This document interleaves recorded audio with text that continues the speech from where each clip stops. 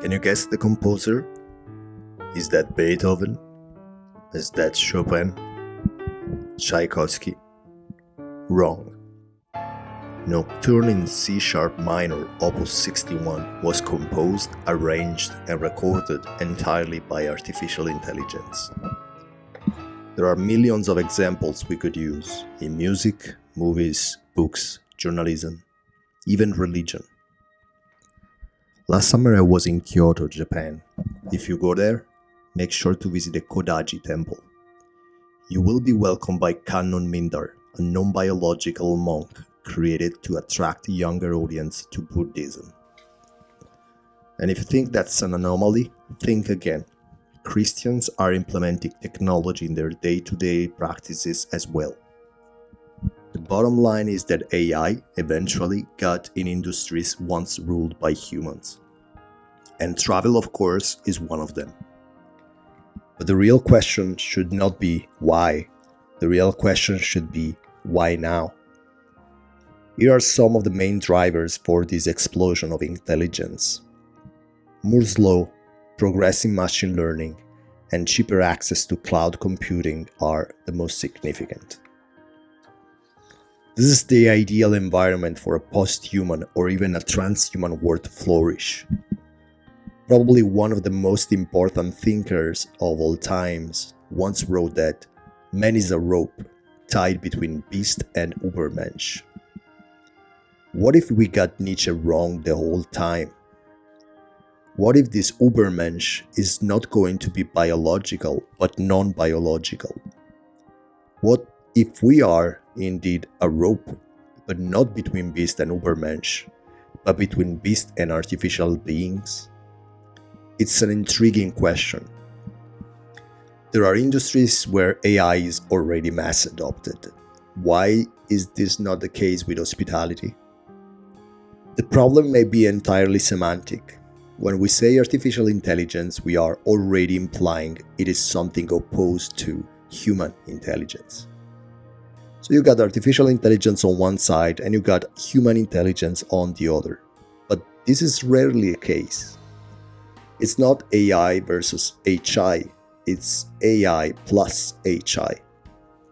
Let me ask you something. How is a chatbot any different from a PMS? It is still just technology, right? Are you afraid of losing the human touch when you use a PMS?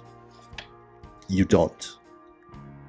But PMS stands for Property Management System, not, let's say, artificial concierge. Words shape our reality.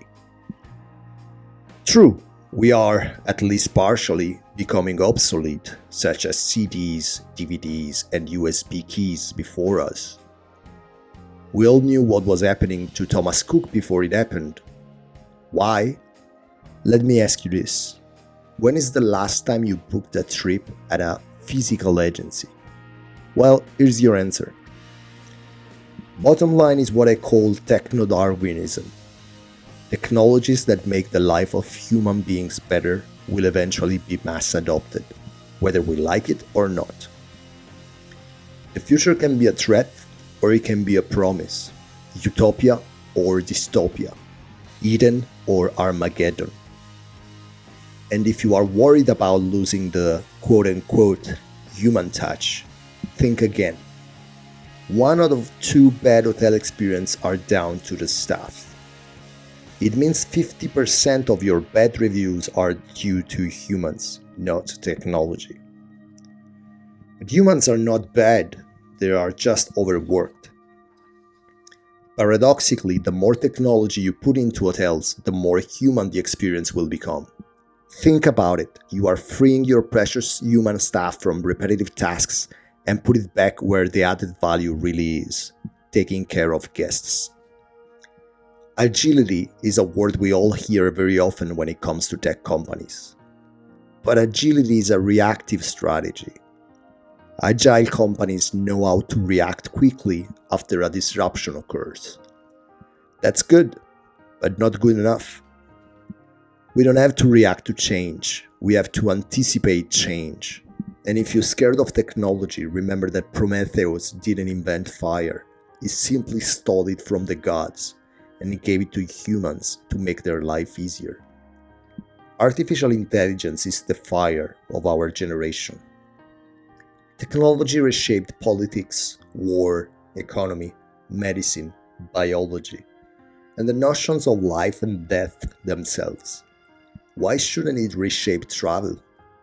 This is what I will try to answer during the panel. Thank you.